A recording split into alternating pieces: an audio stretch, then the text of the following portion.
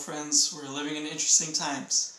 As you may have seen, the second case of community spread of the coronavirus was confirmed yesterday in Omaha, and in response, the Douglas County Health Director signed an order limiting the size of gatherings in Douglas County to 10 people or fewer, and that order is effective all the way through the month of April. So obviously that impacts our lives personally and professionally. It impacts our ministry as well. And so we will be limiting the amount and frequency of our meetings. And that's not something we do out of fear of the disease or of the government, but it's something we choose to do out of love for our neighbor, because we want to help reduce the spread of the sickness. And so with that, we will continue to be live streaming our Sunday services instead of having a service there at our building. So check that out on Facebook. We'll continue to communicate online, through email, our website, social media. The pastors are going to be sharing a video or two per week with updates and encouragement. So this is the first of those videos.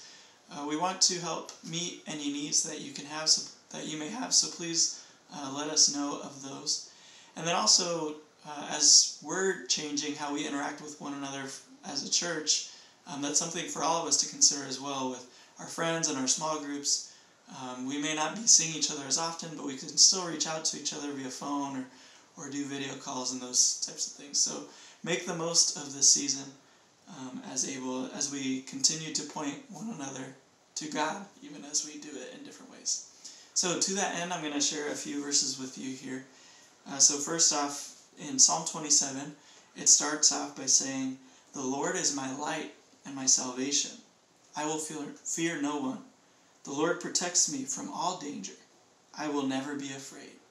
It's a good reminder that we have the protection of God. He saves us. He's our light. He guides us. And because of that, we don't have to be afraid. And as the psalm finishes, it says, "Trust in the Lord. Have faith. Do not despair. Trust in the Lord." It's because we trust in the Lord that we don't despair. We don't need to despair. It's because of our faith that we don't need to give in to that fear. We're reminded of this also from the author of Hebrews, who reminds us that God is a strong God who has rescued his people from lions and fires and enemies. And so this is the God that we trust, and that's something that we can remember.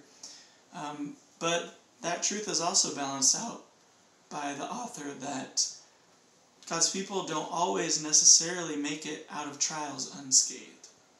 There were some who were sent to prison. There were some, the author says, that were killed or did die before their hopes were fulfilled.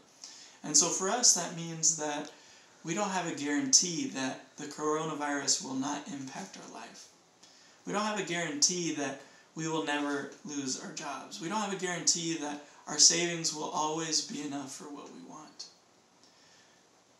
But what God does say, his promise is that he is preparing a better place for us. His promise is better for us than those things. His plan is to bring us in unity with him, to be united with God forever in heaven, where there are no tears and where there is no sickness. And that's made possible because of Jesus Christ. So in Hebrews 9 we read that at the end of time, Christ appeared once and for all to remove sin through the sacrifice of himself. Everyone must die once, and after that be judged by God.